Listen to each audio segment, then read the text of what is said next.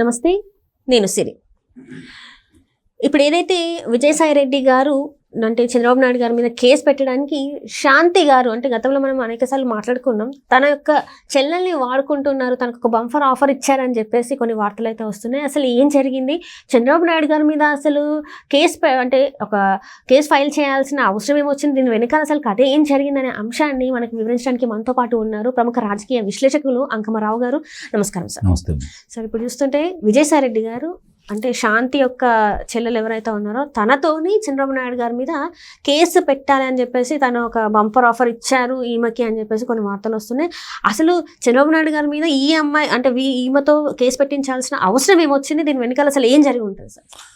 విజయసాయిరెడ్డి గారికి అంటే ఈ శాంతి ఎవరైతే ఉన్నారో వాళ్ళకిద్దరు చెల్లెళ్ళు, ఒకళ్ళు ఇందిరా ప్రియదర్శిని, ఒకళ్ళేమో ప్రియాంక. వాళ్ళకు సంబంధించినటువంటి ఇద్దరు కూడా దాంట్లో అంటే ఇప్పుడు ఏదైతే ఫైబర్ నెట్ కేసు ఉందో దాంట్లోనే పనిచేస్తూ ఉన్నారు. వెంకటరెడ్డి గారు అంతకుముందు దానికి అధ్యక్షుడిగా ఉండేవాళ్ళు, గౌతమ్ రెడ్డి. అయితే దానికి సంబంధించినంత వరకు చంద్రబాబు నాయుడు గారి మీద ఉన్నటువంటి బెయిల్ రాని కేసు ఏదైనా ఉందంటే ఫైబర్ నెట్ ఒకటి. ఆ రోజు ఫైల్ను మాయం చేసేసి వాళ్ళకు అనుకూలంగా మార్చుకుని సాఫ్ట్వేర్ని వాళ్ళకు అనుకూలంగా పెట్టేసుకొని ఆయన మీద కేసు నమోదు చేయడం కూడా జరిగింది.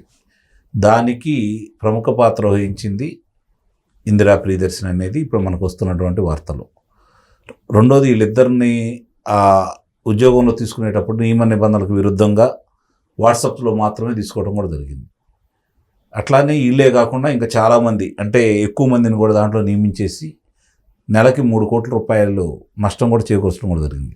సహజంగానే ఫైబర్ నెట్ అంటే ఆదాయం వచ్చి ఎదురు పెట్టేది కాదు. మరి అలాంటిది ఈరోజు నష్టాలు చూపించారు అంటే ఏ విధంగా వాళ్ళు వాడుకున్నారో మన కళ్ళ ముందు కనపడుతూనే ఉంది. మరి ఆ శాంతికి చెల్లెలైనటువంటి వీళ్ళిద్దరిని అడ్డం పెట్టుకొని చంద్రబాబు నాయుడు గారి మీద కేసు పెట్టడానికి కావాల్సినటువంటిది అడ్డదారులు ఏ విధంగా తొక్కారనేది జీవీ రెడ్డి గారు చాలా స్పష్టంగా చెప్పడం కూడా జరిగింది. జీవీ రెడ్డి గారు ఆ బాధ్యతలు తీసుకున్న సందర్భంగా ఏమేమి ఉన్నాయని చెప్పని కూలంకుషంగా ఆయన ఒక న్యాయవాది కాబట్టి వీటి గురించి క్షుణ్ణంగా తెలిసిన తర్వాతే ప్రజలకు చెప్పడం కూడా జరిగింది. తదుపరి చర్యలు ఆయన ఏ విధంగా తీసుకుంటాడనే దాని మీద సాక్ష్యాధారాలన్నీ బలంగా తీసుకొచ్చేసి వాళ్ళు ఎప్పుడు వచ్చారు, దీంట్లోకి ఎంతమంది వచ్చారు అని కూడా వివరంగా చెప్పడం కూడా జరిగింది. కాబట్టి చంద్రబాబు నాయుడు గారి మీద అక్రమంగా అభియోగం మోపడానికి ఈమె కారణం అని చెప్పి, ఇందిరా ప్రియదర్శిని కారణం అని చెప్పని స్పష్టంగా ఈరోజు ఆధారాలు వచ్చినాయి. కాబట్టి వీళ్ళిద్దరిని చేర్పించింది విజయసాయిరెడ్డి. కాబట్టి ఇప్పటికే విజయసాయిరెడ్డికి సంబంధించిన చాలా విషయాలు, చాలా దాంట్లో అతని అభియోగాలు ఉన్నా కూడా అతను మాత్రం విచ్చలవిడిగానే మాట్లాడుతూ విర్రవీగుతూ ప్రవర్తిస్తూనే ఉన్నాడు. ఇప్పుడైనా దీని సందర్భంగానైనా అతనికి అడ్డుకట్ట వేస్తారని అయితే నేను భావిస్తున్నాను. అంటే ఇప్పటివరకు చూసుకుంటే విజయసాయిరెడ్డి గారు అంటే పార్టీ మారుతారు, ఇవన్నీ చేస్తారని చెప్పేసి వార్తలు వచ్చినాయి. మళ్ళీ ఇప్పుడు ఈయన పేరు ఇట్లా మళ్ళీ వినిపిస్తుందంటే ఆయన పార్టీ మారడానికి ఇట్లాంటివన్నీ చేస్తున్నారా, లేకపోతే వైసీపీకి ఇంకొంచెం ఏదైనా మంచి చేయడానికి ఇట్లా చేస్తున్నారా? అసలు దేనికోసం విజయసాయిరెడ్డి గారు ఇలాంటివన్నీ చేస్తున్నారు అనుకో? మంచి ఎలా జరుగుతుంది, వాళ్ళకి చెడ్డ పేరే వస్తుంది కదా ఇవన్నీ బయటకు వచ్చిన తర్వాత. సహజంగానే ఇప్పుడు వాళ్ళ బాబాయ్ గారి హత్య కాడి నుంచి చూసుకుంటా వివేకానంద రెడ్డి హత్య గారి చూస్తూ ఉంటే మొట్టమొదట బయటకు వచ్చి మాట్లాడింది గుండెపోటు అని చెప్పింది విజయసాయిరెడ్డి. మరి అట్లానే చూసుకుంటా ఉంటే జగన్మోహన్ రెడ్డితో పాటు 16 నెలలు కారాగార వాసం చేసేసి బయటకు వచ్చాడు. మరి నిన్నగాక మొన్న కాకినాడ ఫోర్టుకు సంబంధించి 2వ ముద్దాయిగా కూడా ఉన్నాడు. ఇలా ప్రతి ఉదంతాల్లో అతను కనపడుతున్నప్పుడు, అలాగే విశాఖపట్నంలో భూదందాకు అందరికీ అతనే ప్రమేయంతో జరిగింది, అందరిని బెదిరించాడు అని చెప్పని విషయాలని బయటకు వస్తున్న సందర్భంలో కూడా చంద్రబాబు నాయుడు గారి మీద ఇష్టారీతిగా మాట్లాడుతూ అతను ఏ విధంగా మనం మాట్లాడడం మనం చూస్తూనే ఉన్నాం. మాట్లాడితే కేంద్ర హోంమంత్రి గారి దగ్గరికి వెళ్ళి ఒక ఫోటోని బయటకు వదులుతూ ఉన్నాడు. అంటే కేంద్ర హోంమంత్రి గారిని చూపించి ఆయన భయపెడుతున్నాడా? నిజంగానే భయపడుతున్నారా వీళ్ళు? మరి అతని మీద చర్యలు తీసుకోలేదంటే అదే అనుకుంటున్నారు ప్రజలు కూడా. దానికి సమాధానం ప్రభుత్వమే చెప్పాలి. ఇప్పుడు ప్రజలైతే భావిస్తున్నారు నిస్సందేహంగా. శ్రేణులు కూడా ఏమనుకుంటున్నారంటే అధికారంలో వచ్చిన తర్వాత వీళ్ళు ఏవైతే దుర్మార్గాలు చేశారో వాటన్నిటికి కూడా సమాధానం చెప్పింది ఈ ప్రభుత్వం. ఎందుకంటే సాక్ష్యాధారాలు అన్నీ ఉన్నాయి కదా వాళ్ళ దగ్గర. సాక్ష్యాధారాలు లేకపోతే అనుకోవచ్చు, వాళ్ళు చేసినవన్నీ కళ్ళ ముందు కనపడుతున్నాయి.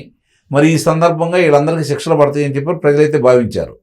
కానీ వాళ్ళు ఇంకా శిక్షలు పడకుండా కూడా ఎదురుదాడి చేస్తున్నారు. రైట్, అంటే వీళ్ళే వాళ్ళ మీద కేసులు పెట్టడానికి ప్రయత్నిస్తున్నారు. ఇప్పుడు ఎదురుదాడి చేస్తున్నాడు, కేసులు పెట్టేంత లేదు వీళ్ళకంతా, ఎదురుదాడి చేస్తున్నాడు. మరి ఎదురుదాడి కూడా జరుగుతుంటే అతను అలా వదిలేస్తున్నారంటే ప్రజలు శ్రేణులు కూడా ఒక రకంగా అనుమానంలోకి వెళ్ళిపోయారు. కానీ ప్రజలు అనుకుందా నిజమేనా అంటే ఇప్పుడు ప్రజలు అనుకుంటున్నారు సార్, ఇప్పుడు ప్రజలు అనుకోనే వీళ్ళని గద్దదించారు, కానీ గద్దదించిన తర్వాత ఇంతవరకు వీళ్ళ అరెస్టులు అవ్వట్లేదు. అదే చెప్పేది, ప్రజలు ఏమనుకుంటున్నారంటే ఇప్పుడు ప్రజలు కానీ శ్రేణులు కానీ ఇక్కడ ఏదో జరగడం జరుగుతుంది అని చెప్పని భావిస్తున్నారు. ప్రభుత్వ పెద్దలు ఈరోజు చంద్రబాబు నాయుడు గారు కావచ్చు, లోకేష్ గారు కావచ్చు, దేశ విదేశాలు తిరుగుతూ పెట్టుబడులు అయితే తీసుకొస్తా ఉన్నారు. కేంద్రాన్ని ఒప్పించేసి కేంద్రం కూడా చాలా ఉదారంగా ఇప్పుడు ఈ ప్రభుత్వానికి సహాయ సహకారాలు అందజేస్తూ ఉంది. అవన్నీ కూడా మరుగున పడిపోతూ ఉన్నాయి. 10% వీళ్ళ నిర్లక్ష్యానికి 90% పనులు ఈరోజు మరుగున పడిపోతూ ఉన్నాయి. ఇది ప్రభుత్వ పెద్దలు గుర్తించాలి. ఎందుకంటే వీళ్ళ కొంతమంది మీద ఇట్లా వదిలేస్తే, నేను చెప్తున్నాను, పాముకి విషం ఉంటుంది. పాము ఏదైనా అక్కడ దెబ్బతైలు ఉందనుకుంటే దాని మీద జాలి చూపి పాలు పోసి మళ్ళీ పెంచితే అది కాటేస్తుంది. కాబట్టి పామును బుట్టలో పెట్టాలి, లేదా చంపేయాలి. అలాగే వీళ్ళనే వ్యక్తులు ఈరోజు వాళ్ళు చేసిన అరాచకాలకి సాక్ష్యాధారాలు ఉన్న తర్వాత జనస్రవంతులు వాళ్ళు తిరిగే అవకాశం కలగజేస్తే, వీళ్ళే కాదు చాలామంది ఆ గత ప్రభుత్వంలో చేసిన చాలా చెడ్డ పనులు చేసిన వాళ్ళందరూ కూడా ఈరోజు మళ్ళీ వాళ్ళు వచ్చేసి చాలామంది నాయకుల దగ్గర వాళ్ళే మళ్ళీ ముందు వరుసలో ఉంటుంటే పార్టీ శ్రేణులు జీర్ణించుకోలేకపోతా ఉన్నాయి. ఎందుకు ఇలా జరుగుతుంది? గతంలో మన మీద కేసులు పెట్టారు, మన ఇబ్బందులు పాలు చేశారు, దాడులు చేశారు. మళ్ళీ ఇవాళ వాళ్ళు అక్కడికి వచ్చేసి పెత్తనం చేస్తుంటే కొంతమంది తట్టుకోలేకపోతా ఉన్నారు. ఇది గుర్తించాలి ప్రభుత్వం కూడా. అంటే ఇప్పుడు ఈ పార్టీ నుంచి ఏదైతే చాలా మంది ఈ పార్టీ నుంచి ఆ పార్టీ అంటే ఏదైతే వలసలు ఇప్పుడు అధికార పార్టీకి వస్తున్నారు, మరి ఇది ఎందుకు సార్? ఇప్పుడు వీళ్ళని వద్దనుకోనే ప్రజలు వద్దనుకున్నారు, గద్దదించేసిన తర్వాత కూడా ఇప్పుడు ఈ పార్టీలకు వస్తుంటే, అధికార పార్టీలకు వస్తుంటే వీళ్ళు ఎందుకు ఆపేయట్లేదు? ఎందుకంటే ఇప్పుడు ప్రజల నమ్మకంతో వీళ్ళని గెలిపించుకున్నారు, వీళ్ళని ఆపేయాలి కదా, ఆపేయకుండా మళ్ళీ వీళ్ళకి ఒక ఛాన్స్ ఎందుకు ఇస్తున్నారు? అదే ఇప్పుడు ప్రజలందరూ కూడా తీవ్రంగా చర్చించుకుంటున్నారు. చాలా మంది అనుకుంటున్నారు ప్రజలేం మాట్లాడుకోవట్లేదు, అరే అభివృద్ధి పనుల గురించి చూస్తున్నారు, ఇది గురించి పట్టించుకోలేదు అని అనుకుంటున్నారు. కానీ అది తప్పు. ఎందుకంటే ప్రజలు అన్ని నిశ్చితంగా గమనిస్తున్నారు. అతను చేసిన అరాచకానికి అతను అనే పార్టీ అనేది, వైఎస్ఆర్సీపీ పార్టీ అనేది ఆంధ్ర రాష్ట్రంలో మనుగడ సాగించొద్దు, ఆ నాయకులను బజార్లో తిరగనివ్వద్దనే వీళ్ళకి ఇంత ఘనమైనటువంటి ఆధిక్యతను ఇవ్వడం కూడా జరిగింది. కాబట్టి దాన్ని గమనించుకోకుండా వీళ్ళు ఏం మేనమేషాలు లెక్క పెట్టుకుంటున్నారు అనేది అనుమానం ప్రజల్లోకి అయితే ఉంది. కలిసిపోయారా వీళ్ళు? కొన్ని కార్యక్రమాలు జరుగుతూ ఉంటే కలిసిపోయారనే అభిప్రాయం ప్రజల్లో వ్యక్తమవుతా ఉంది. ఆ శ్రేణులు కూడా చాలా తీవ్రంగా స్పందిస్తూ ఉన్నాయి. దీన్ని దృష్టిలో పెట్టుకొని ఏం జరుగుతుంది ఏంటనేది ఒకసారి గమనంలోకి వచ్చేసి ప్రభుత్వ పెద్దల అభివృద్ధితో పాటు అరాచకవాదులను అడ్డుకట్ట అయిపోతే వాళ్ళు రేపొద్దున చాలా ఇబ్బంది పెడతారు. గమనించుకోవాల్సిన అంశం, 5 సంవత్సరాల అధికారంలో ఉన్నప్పుడు వాళ్ళు ఎంతమంది నాయకులను ఇబ్బంది పెట్టారో చూశారు. రేపొద్దున జరగకూడదు జరిగి వాళ్ళు అధికారంలో వస్తారని అయితే నేనైతే భావించట్లేదు. పొరపాటున ప్రజలు మీ మీద కోపం వచ్చేసి వాళ్ళకి అవకాశం ఇవ్వరు. ఎందుకంటే వాళ్ళు ఏం చేశారో ప్రజలు ఇబ్బంది పడింది ప్రజలు, కాబట్టి వాళ్ళని దూరంగా పెట్టాలని ఇచ్చారు. కానీ మీరు చేసే పనుల వల్ల విసిగిపోయి పొరపాటున వాళ్ళ కనుక అధికారంలో ఇస్తే వాళ్ళు పోయేసరి ప్రజలను ఇబ్బంది పెట్టారు, కొంతమంది నాయకులను ఇబ్బంది పెట్టారు. రేపు పొద్దున అదే నాయకుడిని ఎవరైతే ముఖ్యంగా దీన్ని భుజానేసుకొని ముందుకెళ్లాలని చెప్పని భావిస్తున్నటువంటి లోకేష్ బాబు గారిని వీళ్ళందరినీ కూడా ఎంత ఇబ్బందులు పెడతారో ఆలోచించుకోండి. వాళ్ళు 5 సంవత్సరాలు చేసిన అరాచకానికి 4 గంటలు చేస్తారు. Right right sir, right. Thank you so much sir. Thank you.